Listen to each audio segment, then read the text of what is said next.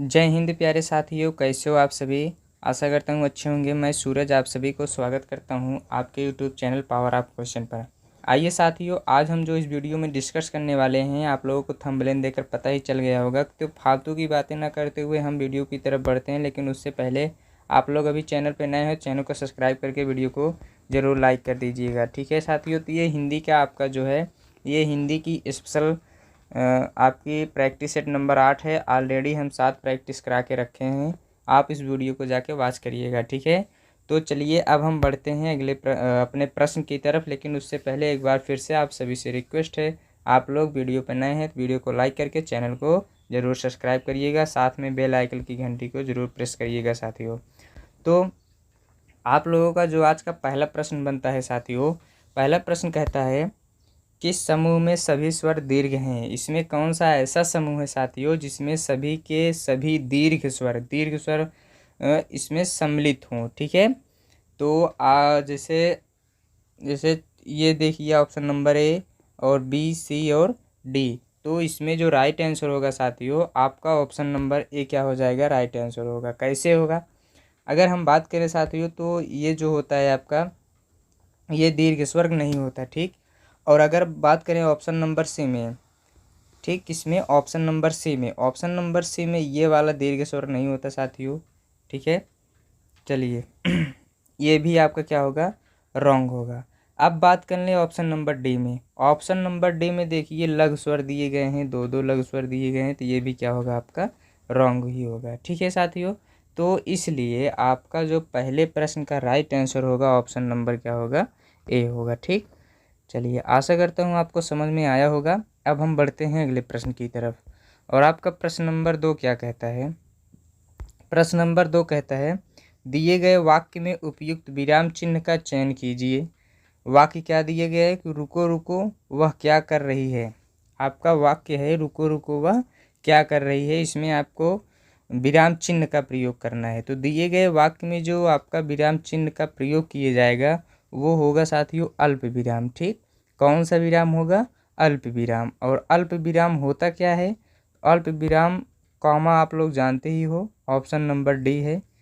ठीक है, इसका प्रयोग किया जाता है। अल्प विराम का प्रयोग कहाँ किया जाता है, जहाँ दो वर्ड होते हैं बार बार रिपीट। देखो यहाँ पे रुको रुको किए गए ना, यूज है, तो इसके बीच में हम किसका प्रयोग करेंगे, अल्प विराम का। ठीक, ऐसे लिखेंगे रुको, फिर अल्प विराम, फिर क्या लिखेंगे, रुको वह क्या कह रही है। ठीक है, वह क्या कह रही है, रुको रुको वह क्या कह रही है, लास्ट में लगाएंगे हम पूर्ण विराम। ठीक, आशा करता हूँ आपको ये चीज़ अच्छे समझ में आई होगी।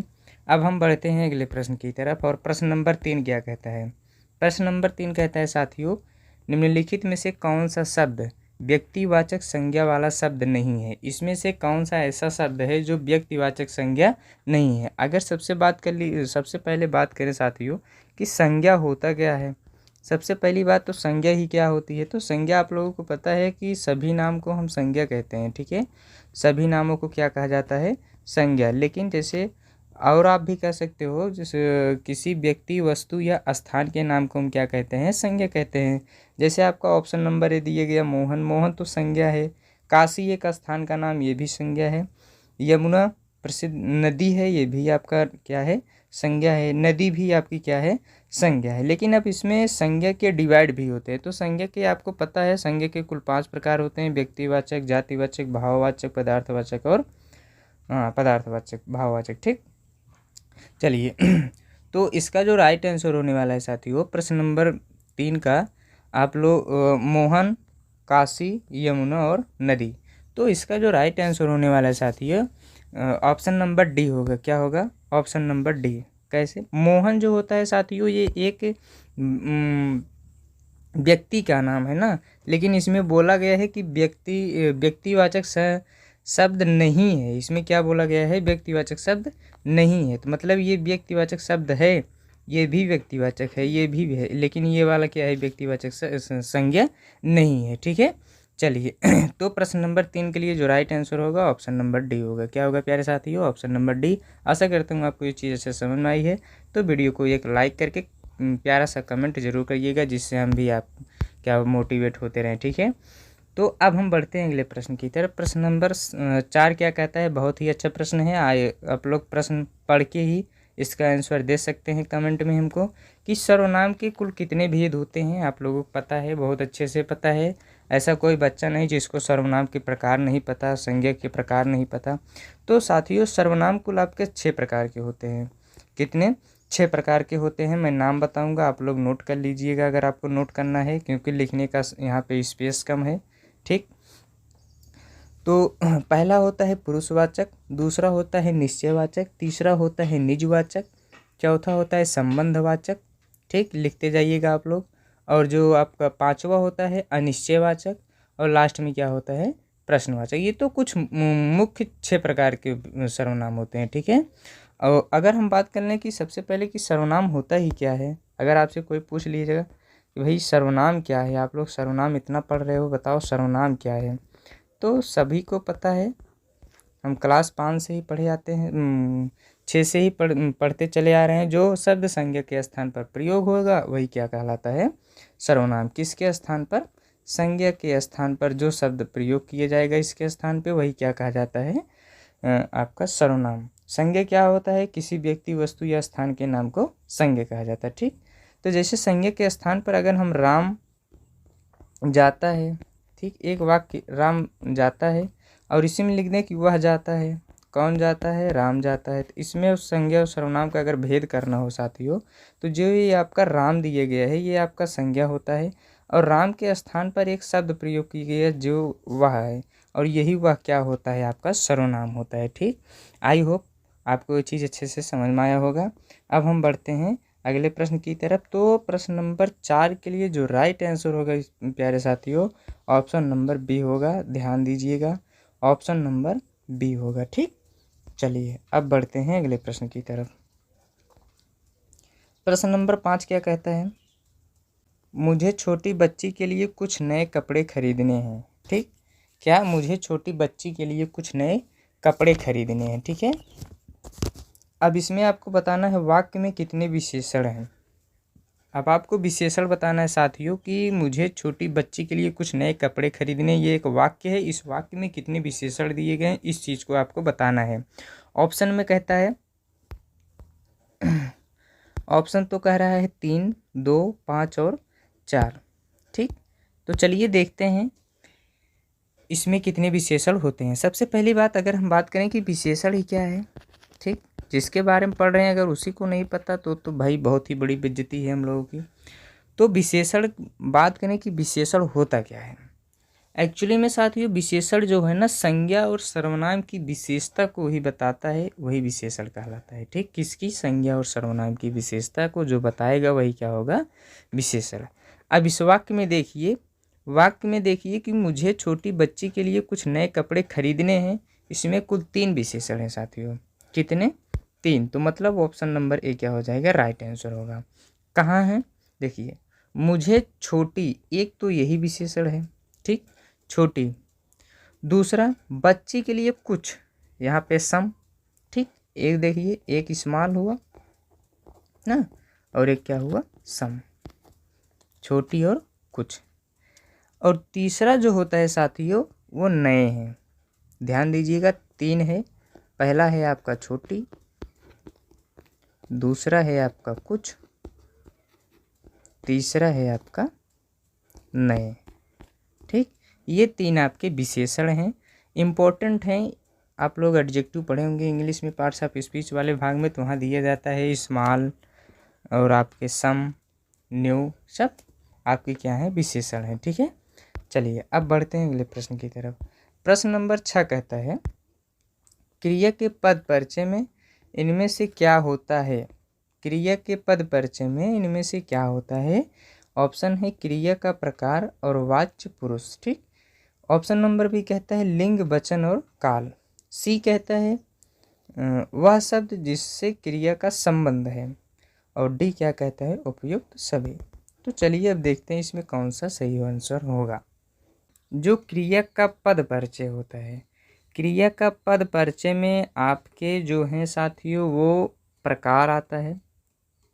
क्या क्या आते हैं, वाच्य आते, सॉरी, जो आपका क्रिया का पद होता है साथियों उसमें आपके वाच्य आते हैं, ठीक, पुरुष आते हैं,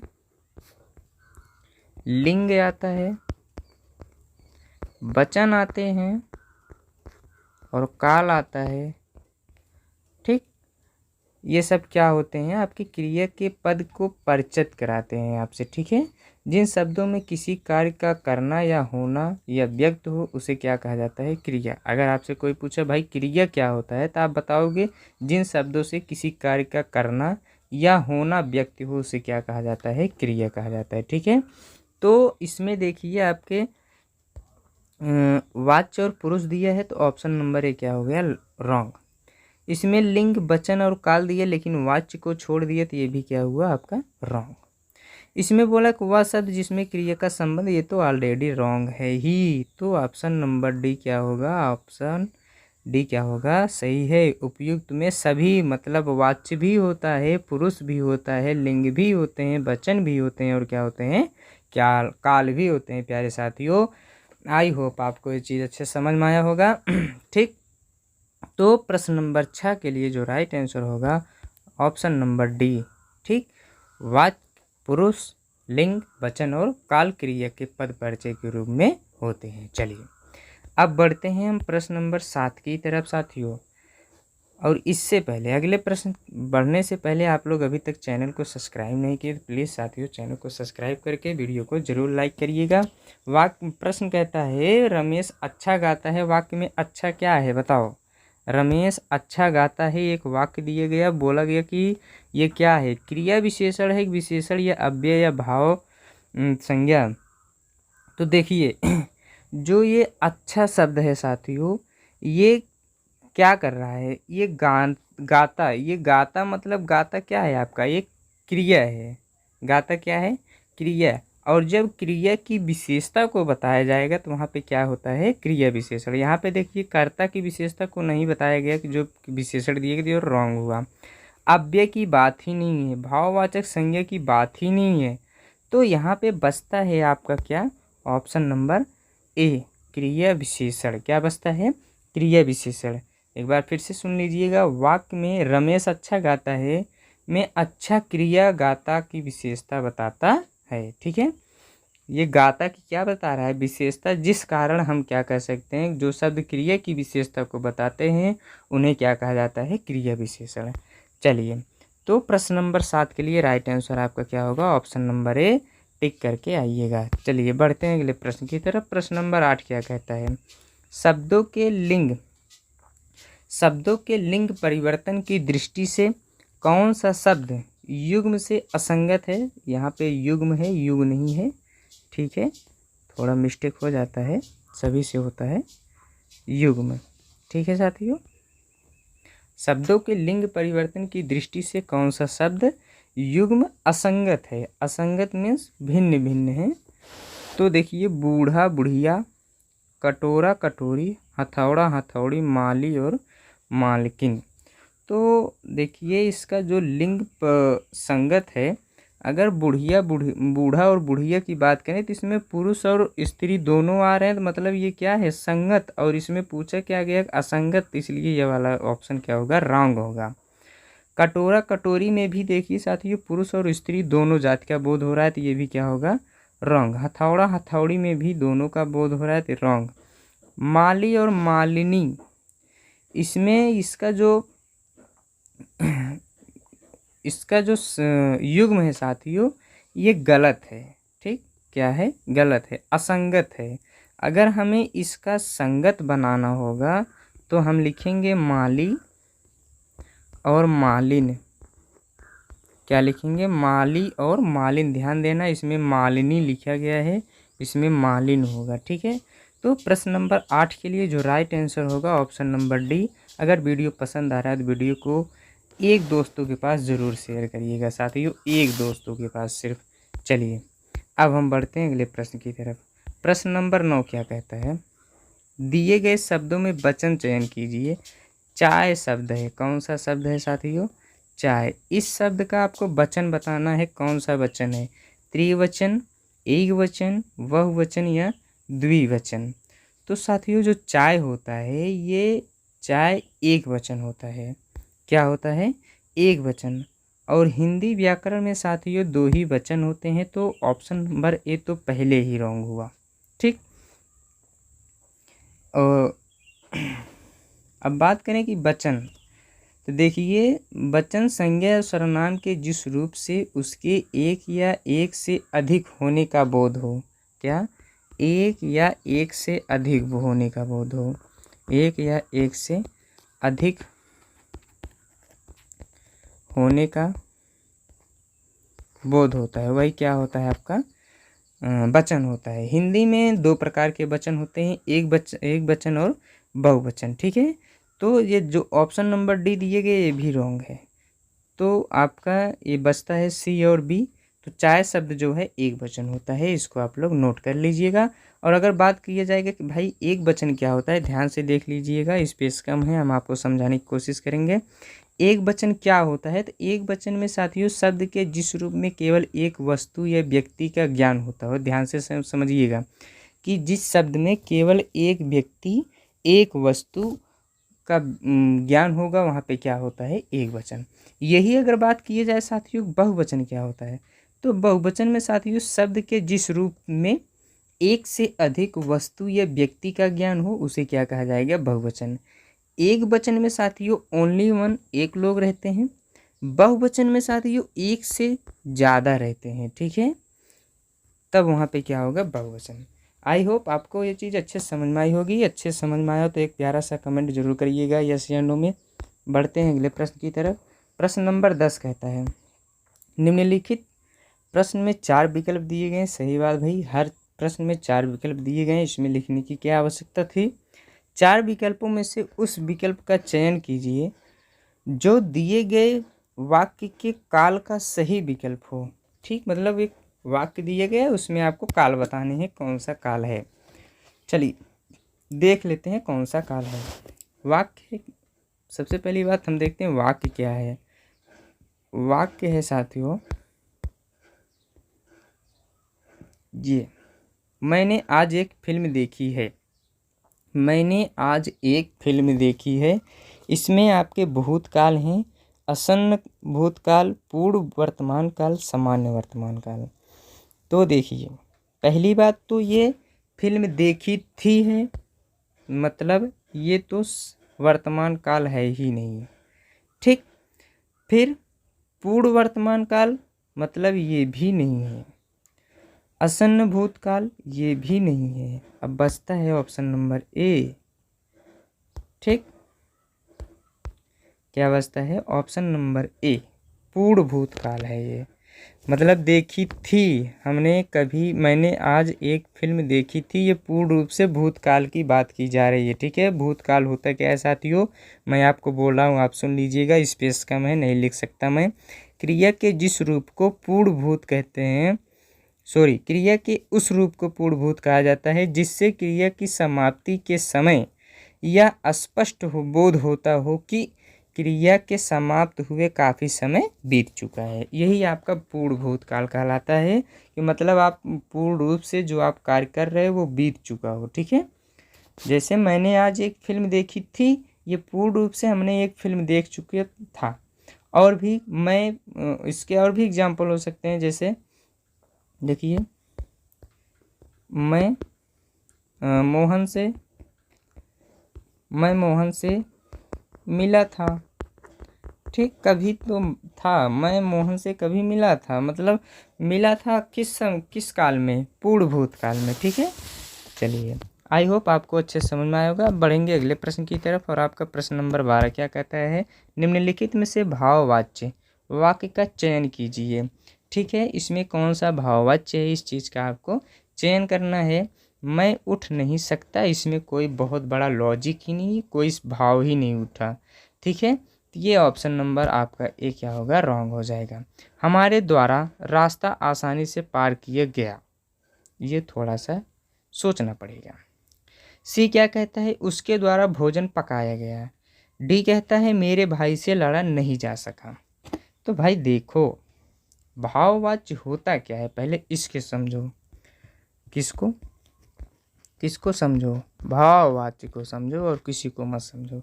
भाववाच्य जो है साथियों, जिस वाक्य में वाच्य बिंदु ना तो कर्ता हो और ना ही कर्म हो, ठीक, ना तो कर्ता हो ना ही कर्म हो, बल्कि क्रिया का भाव ही मुख्य हो। जो क्रिया का भाव हो वही क्या हो, मुख्य हो, उसी को क्या कहा जाता है, भाववाच्य कहा जाता है। ठीक, जैसे तो इसका जो राइट आंसर होगा प्यारे साथियों, ऑप्शन नंबर डी होगा। क्या होगा, ऑप्शन नंबर डी, मेरे भाई से लड़ा नहीं जा सकता, इसमें भाववाच्य वाक्य है। ठीक है, चलिए अब बढ़ें अगले प्रश्न की तरफ। तो आपका ऑप्शन नंबर ये भी रॉन्ग और ये भी रॉन्ग। 12 कहता है, लड़के ने कुत्तों को मारा, वाक्य में कौन सा कारक है। लड़के ने कुत्तों को मारा, ठीक है। देखिए इसमें दो कारक हैं, पहले कारक पहचानना सीख जाओ आप लोग। एक ने है और एक को है। अब बताइए ने किसका कारक होता है और को किसका होता है। तो साथियों आपको पिछली वीडियो में हमने बताया था कारक होता क्या है। ठीक है, लड़के ने कुत्तों को मारा, वाक्य में कर्ता और कर्म कारक है। कौन सा, कर्ता और कर्म, ऑप्शन नंबर डी। ये क्या दोनों तीनों रॉन्ग हुए। ठीक, कारण और आपादान, संबंध और कारण, अधिकरण और कारण, ये सब क्या हैं, रॉन्ग हैं। कर्ता और कर्म आपका क्या है, कारक है। ठीक है, अब बढ़ें अगले प्रश्न की तरफ और आपका प्रश्न नंबर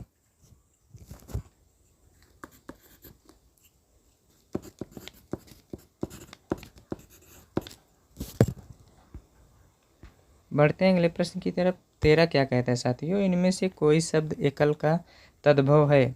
ठीक है, कौन सा शब्द है, जैसे एकल है, एकल का कौन सा तद्भव होगा। तो साथियों ऑप्शन दिए गए अकल, अकिल, अकेल और कोई नहीं। ठीक है, तो तद्भव जो होता है उसका एकल का तद्भव क्या होगा, अकल। क्या होगा, सॉरी अकल नहीं होगा, सॉरी अकेल होगा। ठीक है साथियों, क्या होगा, अकेल। चलिए अब बढ़ेंगे अगले प्रश्न की तरफ। प्रश्न नंबर 14 क्या कहता है। 14 कहता है, निम्न में से अत्याचार शब्द में कौन सा उपसर्ग है। अत्याचार शब्द का उपसर्ग आपको बताना है। तो हम पिछली वीडियो में बता चुके हैं साथियों कि उपसर्ग होता क्या है। ठीक, क्या बताए हैं, उपसर्ग प्रत्यय सब कुछ हम बता के बैठे हैं कि उपसर्ग क्या होता है। अगर आप उपसर्ग और प्रत्यय अच्छे से समझना हो तो आप उस वीडियो को जाके वॉच करिएगा, हम डिस्क्रिप्शन में उसको हम पिन कर देंगे उसका लिंक। ठीक है, तो प्रत्यय जो होता है साथियों कि ये किसी भी शब्द के प्रारंभ में जुड़ के उसके अर्थ में परिवर्तन ला दे, उसे क्या कहा जाता है, उपसर्ग। अगर आपको और अच्छे से समझना हो डीपली तो आप जाके वहाँ पे पढ़ लीजिएगा। तो अत्याचार शब्द में कौन सा प्रत्यय है, तो इसका जो साथियों राइट आंसर होगा ऑप्शन नंबर सी होगा। क्या होगा, ऑप्शन नंबर सी। अब हम बढ़ते हैं अगले प्रश्न की तरफ और आपका प्रश्न नंबर 15 क्या कहता है। विश्वसनीय शब्द में प्रयुक्त प्रत्यय। प्रत्यय देखिए कौन सा प्रत्यय होता है। प्रत्यय क्या होता है ये भी हम आपको पिछले वीडियो में बताए हैं कि जिस शब्द के या जिस शब्द के बाद जो अक्षर या अक्षर का समूह लगाया जाता है उसे क्या कहा जाता है, प्रत्यय कहा जाते हैं। प्रत्यय दो प्रकार के होते हैं आपके, कृत्य और दत्तित्व। ठीक है, दत्तित्व। तो इसका जो राइट आंसर होगा साथियों ऑप्शन नंबर डी होगा। क्या होगा, ऑप्शन नंबर डी होगा। ठीक, अनी, विश्वसनीय में अनी शब्द क्या होगा, यहाँ पे अनी निकलेगा, वो क्या बन जाएगा, आपका प्रत्यय बन जाएगा। ठीक, अब बढ़ेंगे अगले प्रश्न की तरफ। प्रश्न नंबर 16 कहता है, निम्नलिखित में से विलोमार्थी शब्द युग्म में असंगत बताइए। असंगत कौन सा है, आपको इस चीज़ को बताना है। तो देखिए अंतरंग और बहिरंग ये तो क्या है, विलोम का संगत है, तो इसलिए ये क्या होगा, रॉन्ग, क्योंकि हमको क्या बताना है, असत्य बताना है। अल्पायु दीर्घायु ये भी क्या है, संगत है, इस भी क्या होगा, रॉन्ग होगा। अनुराग और विराग और यहाँ पे दिए गए है राग, तो इसलिए ये वाला क्या होगा, राइट। और अमर और मृत्यु ये भी क्या है, संगत, मतलब ऑप्शन में ये रॉन्ग है लेकिन संगत शब्द है। तो इसका जो संगत बनेगा साथियों अनुराग होगा। क्या होगा, अनुराग होगा, और क्या होगा, विराग होगा। क्या होगा, अनुराग और विराग। इसका संगत शब्द क्या होगा, अनुराग और विराग। बाकी सब के सब संगत हैं, तो इसका जो राइट आंसर होगा ऑप्शन नंबर सी क्या होगा, राइट होगा। ठीक, चलिए बढ़ेंगे अगले प्रश्न की तरफ। प्रश्न नंबर 17 कहता है दिए गए शब्द का विलोम शब्द ज्ञात कीजिए। ऊर्ध्वगामी का विलोम शब्द आपको बताना है। ऊर्ध्वगामी का विलोम शब्द साथियों अधोगामी होता है। ठीक, क्या होता है, अधोगामी। विमुख का होता है सम्मुख, क्या होता है, सम्मुख होता है। अधम का होता है उत्तम, और उदयांचल का होता है पश्चिमांचल या अस्तांचल, अस्ताचल। ठीक है, चलिए अब प्रश्न नंबर 18 क्या कहता है, द्रवहु सुदशरथ अजर बिहारी। देखिए, द्रवहु सुदशरथ अजर बिहारी में बिहारी शब्द में का अर्थ बताना है आपको। ठीक है, तो बिहारी शब्द अजर शब्द का आपको अर्थ बताना है, बूढ़ा, अमर, आंगन या ज्वर रहित। तो इसका जो राइट आंसर होगा साथियों ऑप्शन नंबर सी होगा। क्या होगा, सी, आंगन। ठीक, द्रवहु सुदशरथ अजर बिहारी में रेखांकित शब्द अजिर शब्द का आशय जो होता है आंगन से होता है। ठीक, या अर्थ जो होता है आंगन से होता है। चलिए 19 कहता है किसान बहुत मेहनत करते हैं, तो इसका संबंध कहाँ से होगा साथियों, या आप पर्यायवाची ही बता दीजिए। किसान का पर्यायवाची खेतीवाचक होता है। ठीक है, क्या होता है, खेती जीवी। और भी इसके होते हैं काश्तकार, कृषि जीवी, हल थर, खेती हल, अन्नदाता। ठीक, चलिए प्रश्न नंबर 20 कहता है निम्न में से किस वाक्य में कर के सही अनेकार्थिक शब्द का प्रयोग हुआ है। ठीक, जैसे कर शब्द का सही प्रयोग विकास अंत्यत उत्साहित था, इसमें कर तो है ही नहीं, ये तो पूरा रॉन्ग हो गया। ठीक है, इस वाक्य में कर शब्द का प्रयोग ही नहीं हुआ है। नयन ने वह कार्य पूरा नहीं किया, इसमें भी नहीं है। सी कहता है राजीव ने अपने हाथ खड़े कर दिए, इसमें देखिए यहाँ पे कर का प्रयोग किया गया है। यह अत्यंत गंभीर मामला है, इसमें भी क्या है, नहीं किया गया। तो आपका right answer option number C होगा। क्या होगा प्यारे साथियों, ऑप्शन नंबर सी। प्रश्न नंबर 20 के लिए right answer option D C होगा। ठीक, चलिए अब बढ़ेंगे अगले प्रश्न की तरफ। प्रश्न नंबर 21 कहता है जिसके आने की तिथि न हो वाक्य के लिए एक शब्द बताइए। बहुत ही अच्छा प्रश्न है साथियों, जिसके आने की तिथि नहीं होती है उसके लिए एक आपको शब्द बताना है। तो क्या होता है, जिसके आने की तिथि नहीं होती है उसको हम कहते हैं अतिथि।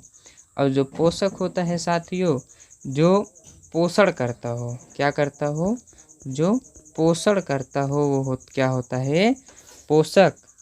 और सत्ताधारी में जो सत्ता को धारण करता हो, किसको, सत्ता को जो धारण करता है वो सत्ताधारी होता है। बाकी ये तो आपका रॉन्ग है ये। तो आपके ऑप्शन नंबर 21 के लिए राइट आंसर क्या होगा, ऑप्शन नंबर ए। अब बढ़ेंगे अगले प्रश्न की तरफ। प्रश्न नंबर 22 क्या कहता है जहाँ जाया ना जा सके वाक्य के लिए एक शब्द बताइए। अधिगम, आगम, निर्गम या सुगम। तो जहाँ नहीं जाया जा सकता साथियों उसको कहते हैं हम अगम्य। क्या कहा जाता है, अगम। ऑप्शन नंबर बी क्या होगा, राइट आंसर होगा। ठीक,